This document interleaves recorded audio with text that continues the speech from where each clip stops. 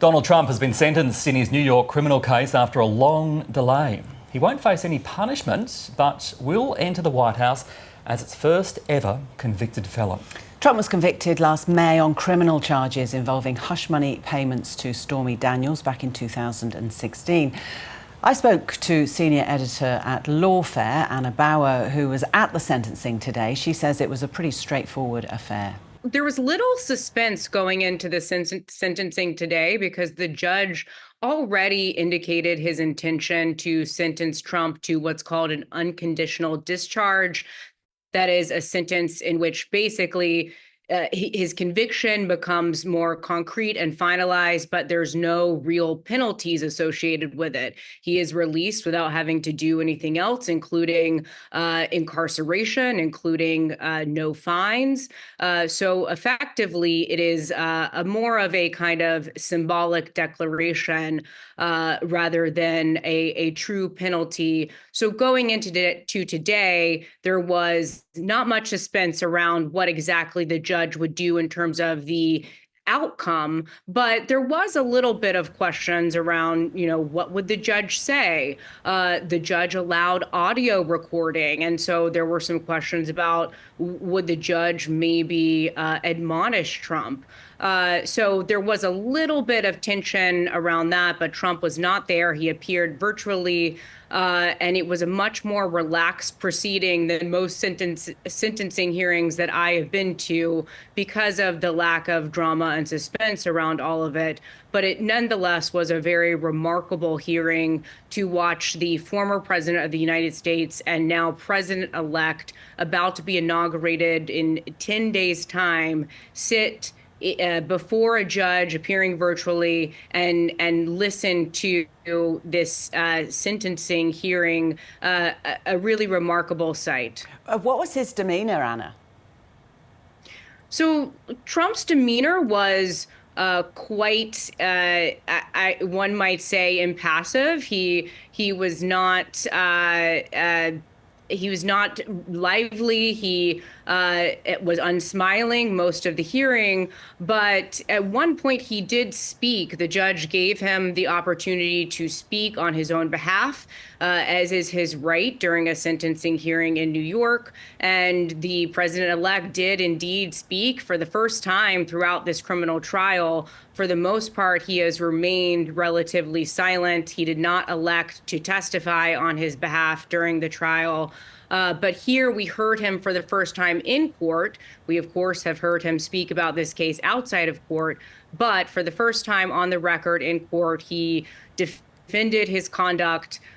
He made many of the same claims that he has made before about this case, claiming that it was politically motivated. He claimed that the American people have spoken and that his election as president reflects the fact that the country essentially does not think that he did anything wrong. He spoke about one of the witnesses in the case, Michael Cohen, claiming that he is not a credible source. And that he was unfairly not allowed to raise various information about Michael Cohen.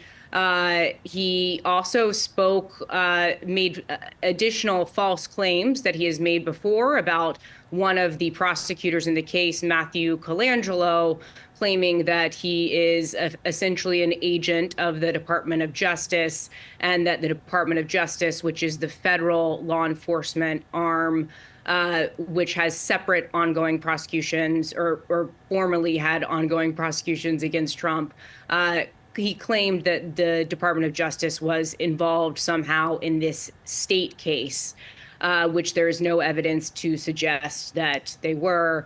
And so he made many of these claims that he has made publicly before, and essentially said that he believed that this was an unfair prosecution, did not show any remorse as a typical defendant who is being sentenced perhaps would. Typically, a defendant might accept responsibility or show some level of remorse in order to show the judge that they are deserving of leniency.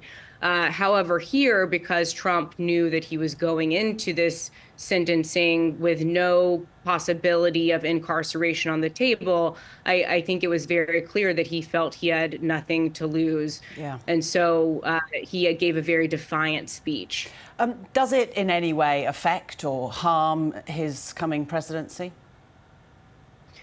Well, I think that it might affect his presidency in terms of uh, political perceptions, but it's very clear here that people knew that Trump had these charges. He was convicted long before the election in November. So I think that probably the political effect on him is minimal. In terms of the legal effect, look, he's been sentenced. It is now a final conviction. There may very well be additional appeals. Trump's counsel said today that they do intend to pursue post-conviction appeals. So that will be ongoing, likely during his presidency.